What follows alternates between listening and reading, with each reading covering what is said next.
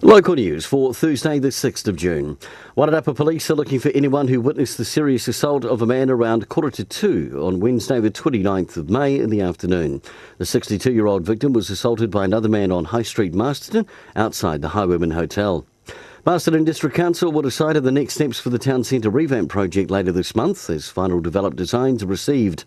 Designers Boffa Miskell have been working closely with council staff and the town centre reference group. Chair Jonathan Hooker says the council is investigating areas of the town centre where parking can be increased, such as along Park Avenue, or how existing parks can be optimised. The Overseas Investment Office has granted consent to an Austrian investor to buy over 1,700 hectares of Wairarapa farmland, most of which will be converted to forestry.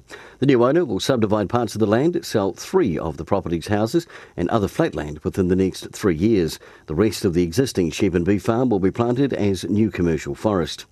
And in sport, the Dowfield women are at home this week to Kapiti in hockey. The men are away to Hutt United, and in Friday night's Premier Netball, Celtic take on Gladstone Heat, while St Matthews play Harcourts.